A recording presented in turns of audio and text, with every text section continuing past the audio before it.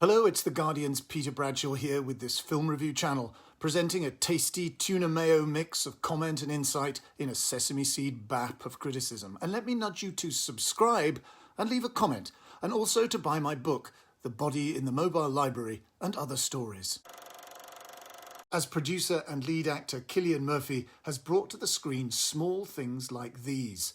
A piercingly painful and sad story with a very literary intensity, juxtaposing the detail of the present with the flashback memories of the past.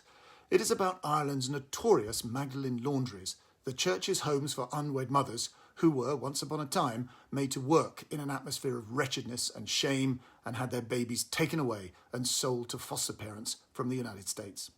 Enda Walsh has adapted the much-admired novel by Claire Keenan, and the director is Tim Mielitz. Slow to anger and rich in mercy.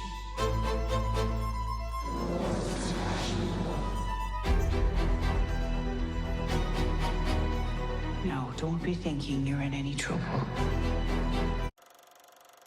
This subdued but absorbing and eventful film is rather different from Peter Mullen's extravagant The Magdalene Sisters, which incidentally featured Eileen Walsh, who's in the cast here, and different also from Stephen Frears's bittersweet dramedy Philomena.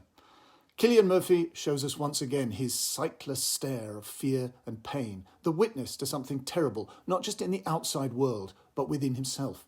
He plays Bill, a coalman in County Wexford in the early 80s, a soft-spoken, thoughtful man who's built up a good business through years of hard work, though money worries are never far away.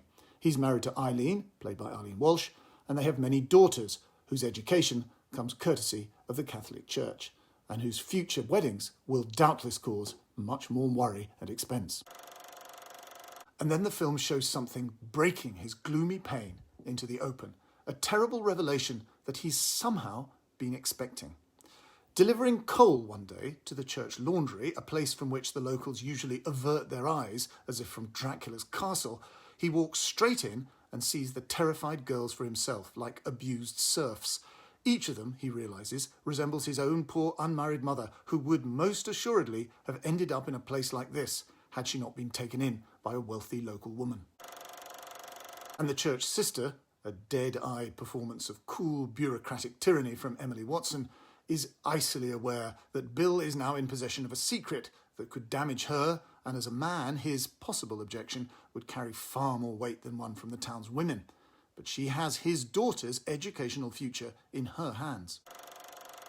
There is naturally something very Dickensian in this story, signalled by Bill's boyhood ownership of David Copperfield, though with a fierce pessimism and anger that Dickens might not actually have favoured.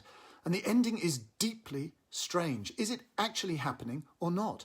I myself was so rapt, so caught up in this film, that I wasn't aware that it was going to be the ending until the screen faded to black.